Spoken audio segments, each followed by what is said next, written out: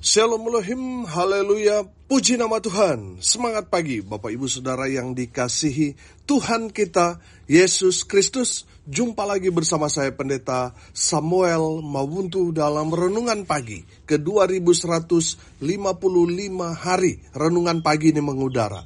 Puji Tuhan. Bapak Ibu Saudara yang dikasihi Tuhan, sebelum kita membaca, mendengarkan, dan merenungkan firman Tuhan hari ini, mari kita berdoa dan minta pimpinan Roh Kudus. Kita berdoa. Bapa di surga, kami sangat membutuhkan kebenaran firman-Mu sebagai makanan tubuh, jiwa, dan roh kami. Puaskan kami dengan firman-Mu ini, kenyangkan kami, supaya kami kuat menghadapi kerasnya kehidupan ini, dan tetap menjadi berkat, tetap menjadi terang Tuhan di antara kegelapan dunia ini. Kami berdoa di dalam nama Tuhan Yesus, biarlah kuasa otoritas firman Tuhan ini berbicara kepada setiap kami yang mendengarkan firman Tuhan ini. Kami semua dikuatkan imannya, diteguhkan, diberkati di dalam nama Tuhan Yesus yang adalah firman Allah yang hidup. Kami berdoa. Amin. Haleluya. Bapak Ibu Saudara yang dikasihi Tuhan, bersama dengan saya kita akan belajar Alkitab. Dari kitab Kejadian sampai kitab Wahyu. Mari buka Alkitab kita. Amsal pasal 25, ayat 26 sampai ayat 28. Demikian firman Tuhan. Seperti mata air yang keruh dan sumber yang kotor, demikianlah orang benar yang khawatir di hadapan orang fasik. Tidaklah baik makan banyak madu. Sebab itu biarlah jarang kata-kata pujianmu. Orang yang tak dapat mengendalikan diri adalah seperti kota yang roboh temboknya. Amin. Bapak Ibu Saudara yang dikasihi Tuhan, dari 3 ayat ini kita akan belajar. Dan saya percaya ada pesan Tuhan yang sangat dalam melalui kebenaran firman Tuhan yang sudah kita baca. Apa pesan firman Tuhan yang pertama? Jangan khawatir. Amin. Haleluya. Saudara perhatikan ayat 26. Seperti mata air yang keruh dan sumber yang kotor, demikianlah orang benar yang khawatir di hadapan orang fasik. Bapak Ibu Saudara yang dikasihi Tuhan, perhatikan di sini ada penggolongan orang benar dan orang fasik. Orang benar sudah pasti dia hidup dalam iman percaya kepada Tuhan. Amin. Sehingga dia seharusnya tidak ada lagi kekhawatiran di dalam hatinya. Berbeda dengan orang fasik. Karena kita melihat orang benar itu kan menyerahkan dirinya sepenuhnya kepada Tuhan. Dan dia percaya bahwa Tuhan menjamin hidupnya. Tuhan sudah menyediakan segala apa yang dia butuhkan. Itu orang benar yang beriman kepada Tuhan. Amin. Sedangkan orang fasik ini kan dia tidak punya iman, dia tidak memikirkan tentang masa depannya bagaimana. Sehingga apa yang terjadi dengan kehidupan orang fasik? Mereka hidup dalam ketakutan, stres, mereka khawatir. Itulah penyebabnya. Nah, saudara yang dikasihi Tuhan, firman Tuhan ini mau menyampaikan kepada kita, kalau kita mengaku sudah percaya kepada Tuhan Yesus, sudah menjadi orang benar, tetapi kita masih hidup dalam kekhawatiran, kita sama seperti mata air yang kotor. Saudara yang dikasihi Tuhan, mata air kalau dia kotor, dia akan mengaliri air yang kotor, saudara. Nah, saya menangkap di sini, seharusnya mata air itu kan bersih. Tapi di sini kita belajar orang benar yang khawatir sama seperti mata air yang keruh dan sumber yang kotor. Dia akan mengaliri air yang kotor yang akan menyebabkan sakit penyakit. Bapak Ibu Saudara yang dikasihi Tuhan, kalau kita khawatir, itu hanya membuat kita stres, membuat kita depresi, frustasi, lama-lama apa saudara? Gila saudara. Saudara yang dikasihi Tuhan, banyak orang karena kekhawatiran akhirnya apa? Asam lambung naik, sakit ada yang jantungan, dan seterusnya. Kekhawatiran itu hanya akan menyebabkan kita itu sakit. Bapak Ibu Saudara yang dikasihi Tuhan, kalau saudara mengaku orang percaya, nggak usah khawatir. Percaya saja kepada Tuhan. Tuhan yang akan menyediakan segala apa yang saudara dan saya butuhkan. Amin. Makanya saudara belajar percaya saja. Memang betul saudara, kita nggak punya uang banyak di bank. Kita nggak memiliki harta benda dan sebagainya saudara. Asal percaya saja kepada Tuhan. Tuhan sanggup mengadakan perkara-perkara yang heran dan ajaib buat saudara dan saya anak-anaknya. Asal kita apa? Percaya saja. Melangkah saja dengan iman. Biar Tuhan yang urus kehidupan kita. Jangan memusingkan hal-hal yang tidak ada. Sehingga saudara khawatir. Saudara khawatir akan hari esok. Padahal Tuhan sudah menyediakan yang paling terbaik buat kita di hari esok. Tetapi karena kita khawatir, akhirnya apa saudara? Membuat sumber mata air dalam hati kita. Ini bicara sumber mata air, kalau dalam hidup kita ya hati kita.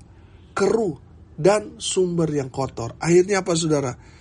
Orang yang hatinya kotor, sumbernya kotor itu seringkali berkata-kata kotor. Kalau saudara mau lihat orang yang khawatir itu seperti itu. Karena dalam kekhawatirannya dia panik, akhirnya mengeluarkan kata-kata kotor. Orang yang mengeluarkan kata-kata kotor itu menandakan hatinya kotor. Dan saya mau bilang, orang-orang seperti itu, orang-orang yang hidup dalam kekhawatiran. Bapak Ibu Saudara coba lihat diri kita. Apa yang keluar di mulut kita? Apakah kata-kata yang baik, apa kata-kata yang kotor? Kalau yang keluar dari mulut kita kata-kata kotor, itu menandakan sumbernya kotor. Bertobat saudara. Saudara yang dikasihi Tuhan, jangan khawatir, percaya saja. Anak-anak kita, masa depan mereka ada di tangan Tuhan. Kita sebagai orang tua hanya memperkenalkan Tuhan kepada mereka dan membawa mereka kepada satu teladan hidup takut akan Tuhan. Saya percaya kalau anak-anak kita hidup dalam takut akan Tuhan, mereka punya masa depan yang cerah. Amin. Bapak Ibu Saudara yang dikasihi Tuhan, ada banyak anak yang yatim piatu tidak punya orang tua, tetapi mereka hidup percaya kepada Tuhan. Tuhan yang urus mereka. Amin. Tuhan yang memelihara mereka. Amin. Jadi saudara yang dikasihi Tuhan, mari kita mau hidup percaya kepada Tuhan. Tidak mengkhawatirkan tentang apa yang akan terjadi nanti, akan masa depan kita. Jangan. Biar Tuhan yang sediakan semuanya. Biar Tuhan yang lakukan mujizat buat saudara dan saya. Asal kita percaya saja, maka kita akan melihat tangan Tuhan bekerja dengan luar biasa dalam kehidupan saudara dan saya. Dia menyediakan apa yang kita butuhkan. Haleluya. Bapak Ibu Saudara yang dikasihi Tuhan, pesan firman Tuhan yang pertama, jangan khawatir. Dengar ini baik-baik. Kalau kita khawatir, itu menandakan kita tidak percaya Tuhan. Makanya Tuhan benci dengan orang yang khawatir. Tuhan menyampaikan firman Tuhan berulang-ulang. Supaya apa? Murid-murid dan semua kita orang percaya tidak pernah khawatir dalam hidup kita. Percaya saja Tuhan yang akan urus dan pelihara kita. Amin. Tuhan yang akan menyediakan apa yang kita butuhkan. Kalau kita pusing dengan hal yang tidak ada, menjadikan kita khawatir, kita stres, dan lama-lama kita bisa gila, saudara. Belajar percaya kepada Tuhan. Amin. Jangan khawatir. Yang kedua, saudara, jangan senang dipuji. Perhatikan ayat 27. Tidaklah baik makan banyak madu, sebab itu biarlah jarang kata-kata pujianmu. Bapak Ibu Saudara, dengar ini baik-baik. Jangan jadi orang yang senang dipuji. Kalau dipuji, wah seperti melayang saudara. Tapi kalau nggak dipuji, marah. Saudara yang dikasihi Tuhan, biarlah semua pujian hormat itu kita kembalikan buat Tuhan. Kalau kita dalam pelayanan sudah melakukan hal yang baik, tapi masih ada saja orang yang tidak suka, tidak senang saudara, jangan emosi, jangan marah. Karena pujian dan hormat itu milik Tuhan, bukan milik kita. Nah, kalau kita ingin dipuji, itu menandakan apa yang kita kerjakan, kita lakukan itu fokus untuk kita. Karena kita mencari pujian, hormat dari manusia. Tapi kalau pujian, hormat, kemuliaan itu untuk Tuhan, saudara hamba Tuhan, saudara tidak berhak atas pujian, hormat dari manusia. Kalau saudara menginginkan pujian, hormat dari manusia, lama-lama saudara jadi Lucifer, saudara. Lucifer itu kan dosanya itu. Dia ingin seperti Allah. Jadi saudara, kalau saudara tidak dihargai, tidak dihormati, jangan tersinggung, jangan marah. Ya, Tuhan memproses kita. Jadi hamba itu kita tidak berhak atas pujian itu. Biar itu menjadi bagian Tuhan, milik Tuhan. Amin. Bapak Ibu Saudara yang dikasihi Tuhan, perhatikan di sini, tidaklah baik makan banyak madu. Madu itu kalau kita minum secukupnya itu baik untuk kesehatan kita. Tapi kalau berlebihan, itu akan membuat saudara itu mabuk. Saya dulu pernah mabuk madu, saudara. Saking senangnya kita dapat madu yang banyak, sampai tidak muat lagi tempat yang kita bawa, saudara. Alhasil kita semua minum madunya. Daripada dibuang, kita minum. Apa yang terjadi? Mabuk, saudara. Saya beberapa hari itu panas keras karena mabuk madu. Saudara hati-hati. Kalau saudara senang dipuji, itu akan membuat saudara mabuk gak tahu diri dan itu membahayakan saudara. Jadi saudara yang dikasihi Tuhan, kalau saudara mempersembahkan hidup saudara untuk menjadi hamba Tuhan, saudara tidak berhak atas pujian dari manusia. Pujian, hormat, dan kemuliaan itu milik Tuhan. Kita sebagai hamba, kita gak berhak. Hanya Tuhan yang berhak atas setiap pujian, hormat dari manusia. Hati-hati, orang yang suka memuji kita itu bisa saja dia memanfaatkan kita. Karena kita sudah senang atas pujiannya. Akhirnya apa saudara? Itu menjadi modus dan motifnya orang itu untuk memperalat kita. Hati-hati saudara, banyak orang yang korban saudara. Karena orang Manado bilang makam puji, karena senang dipuji, habis itu orang yang memuji itu pinjam duit saudara. Karena saudara sudah senang dipuji, akhirnya apa saudara? Saudara ngasih, karena senang dipuji itu. Saudara jangan senang dipuji. Karena kalau saudara senang dipuji, saudara cenderung mencuri kemuliaan Tuhan. Jangan senang dipuji. Itu yang kedua. Pesan firman Tuhan yang ketiga, ayat 28. Perhatikan. Orang yang tak dapat mengendalikan diri adalah seperti kota yang roboh temboknya. Amin. Bapak Ibu Saudara yang dikasihi Tuhan, orang bijak mengatakan, musuh yang paling besar dalam kehidupan kita adalah diri kita sendiri. Dan kita harus menaklukkan diri kita.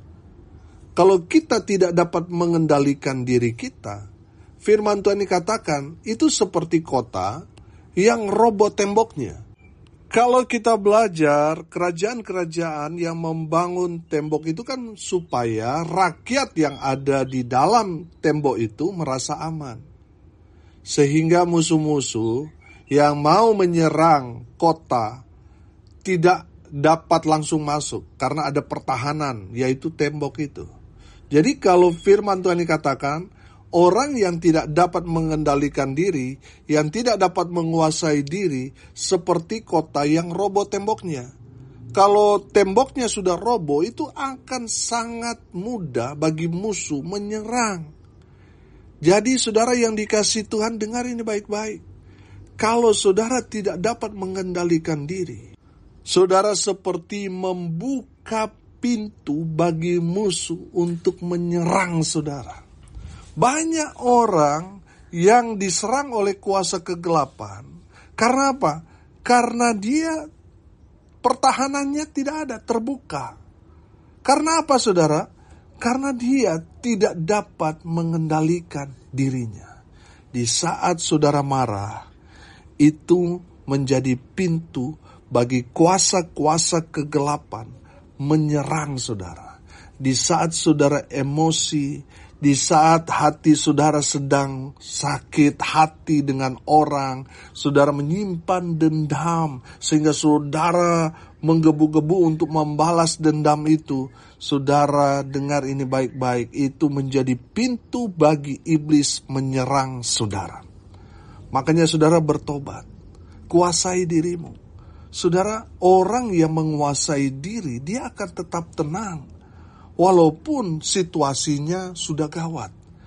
Kalau orang dapat menguasai dirinya, dia akan lebih tenang, dia akan mendapatkan satu tingkat kreativitas untuk mempertahankan dirinya dibandingkan dengan orang yang tidak dapat mengendalikan diri. Saudara, makanya sudah perhatikan orang kalau pertandingan tinju misalnya, ada yang namanya psi war, ya perang saraf. Mereka meneror, mereka membuat lawannya rasa takut sehingga apa? Terpancing emosinya. Nah, di saat musuhnya itu terpancing emosinya, dia akan sangat mudah dikalahkan. Jadi kalau orang sudah terpancing emosinya, tidak dapat mengendalikan diri, semua ilmu yang dia pelajari itu dia akan lupa. Dan sangat mudah bagi musuhnya untuk mengalahkannya. Jadi Bapak Ibu Saudara yang dikasihi Tuhan, dengar ini baik-baik. Kuasai dirimu. Kuasai dirimu ya di saat saudara diserang, di saat saudara dihina, difitnah. Kuasai dirimu supaya tetap tenang. Jangan terpancing. Justru sekarang ini kalau sudah mau lihat banyak orang yang memancing-mancing kita sebagai orang percaya. Nah, kalau kita terpancing, kita akan sangat mudah diserang. Tapi kalau kita tidak terpancing, kalau ada yang fitnah kita, ada yang hina kita, nggak usah direspon. Kita justru dapat mengenal orang yang menyerang kita. Ketika mereka memfitnah kita, kita jadi tahu orangnya. Oh, orang itu suka fitnah. Oh, orang itu begini, begitu. Kita dapat mengenalinya ketika kita ada dalam situasi itu. Jadi saudara yang dikasihi Tuhan, dalam situasi yang gawat, Tuhan ajarkan untuk mengenal diri kita dan mengenali musuh kita. Jadi saudara yang dikasihi Tuhan ini sangat-sangat menarik. Ya, saya mempelajari begini. Ketika orang memfitnah kita, menghina kita, itu sebenarnya kan orang yang menghina, memfitnah kita, yang mau mencelakai kita, itu kan mereka merugikan diri mereka sendiri. Akhirnya, apa yang ada di dalam hati mereka, kita tahu. Oh, orang ini jahat. Oh, orang ini, dia ini begini dan begitu. Kita jadi tahu. Yang seharusnya orang tidak perlu tahu. Hanya kita dan Tuhan yang tahu. Tapi karena dia berbuat jahat, merencanakan hal-hal yang tidak baik kepada kita, kita jadi tahu orang itu model seperti apa. Betul? Jadi saudara, kalau ada orang yang berbuat jahat kepada kita, kuasai dirimu. Firman Tuhan mengajarkan kepada kita, pembalasan itu adalah hak Tuhan. Jangan kita emosi, akhirnya kita mau pukul dia, mau hajar dia, mencelakai dia, jangan. Kalau saudara melakukan hal yang jahat tidak sesuai dengan firman Tuhan, saudara akan dihukum oleh Tuhan. Orang itu tidak akan mendapat hukuman, justru hukuman itu akan Tuhan tanggungkan kepada saudara. Tapi kalau saudara tetap tenang, tidak membalas, oh itu bahaya saudara. Kalau orang itu tidak bertobat, itu orang itu akan dihantam, dihajar. Dia akan celaka, karena dia akan berhadapan dengan hukum Tuhan. Bapak Ibu Saudara yang dikasihi Tuhan, kuasai dirimu. Ketika kita dihina, orang-orang di sekitar kita mungkin membenci kita, mereka memfitnah saudara, tetap tenang. Biarlah Tuhan yang beracara pada orang-orang yang berbuat jahat kepada saudara. Kuasai dirimu. Fokus saja kepada Tuhan. Amin. Jangan fokus pada orang, jangan fokus pada masalah. Fokus kepada Tuhan. Kalaupun ada orang yang tidak senang dengan saudara, mereka akan berurusan dengan siapa? Dengan Tuhan. Makanya saudara kuasai dirimu. Saudara akan habis energi saudara kalau saudara merespon orang-orang yang tidak senang dengan saudara. Saudara dengar ini baik-baik. 1000 kebaikan yang saudara lakukan itu akan terhapus dengan 1 kesalahan yang saudara lakukan. Jadi jangan berusaha untuk membuat orang itu senang dengan saudara, jangan.